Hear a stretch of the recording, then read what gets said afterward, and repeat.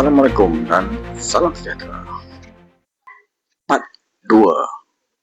Ini adalah kesinambungan video aku yang part 1 sebelum ini. Kronologi 6 buah kapal tempur pesisir LCS.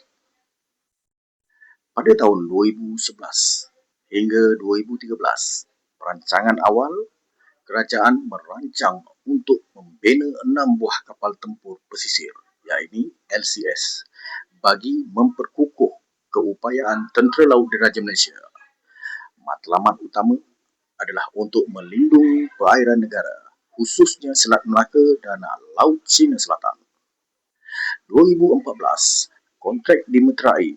Kontrak bernilai kira-kira RM9 bilion dianugerahkan kepada Boston Naval Shipyard.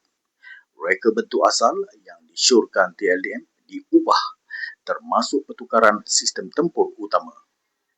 2015 hingga 2018, pembinaan bermula. Masalah mula muncul. Pembinaan fizikal bermula, tetapi bayaran dibuat lebih awal. Komponen utama belum siap. Pengurusan kewangan projek mula bercelaru. Hutang pembekal meningkat. Namun, pada tahap ini, isu belum didedahkan kepada rakyat secara terbuka. 2019 hingga 2020, projek mula tersekat. Kerja perbezaan perlahan dan terhenti secara berperingkat. TLDM masih tidak menerima walau satu kapal pun. Kos terus meningkat. Tetapi kemajuan sebenar gagal. 2021, pendedahan awam dan laporan PAC, Jawatan Kuasa Kira-kira Wang Negara, PAC, mendedahkan lebih RM6 bilion telah dibayar. Tiada satu kapal siap sepenuhnya. Masalah serius tak berurus. Keputusan teknikal dan kewangan. Amaran awal TLDM didakwa tidak diberi perhatian. Isu ini mula dikenali rakyat sebagai skandal LCS. 2022, audit dan siasatan lanjut. Audit negara dan beberapa siasatan dijalankan. Kerajaan mengakui projek gagal diurus dengan baik. Namun, sehingga tempoh ini, tiada keputusan Mahkamah Muktamad yang menghukum individu tertentu. 2023 sehingga 2024, projek disusun semula. Kerajaan memutuskan untuk meneruskan semula projek dengan plan pemulihan.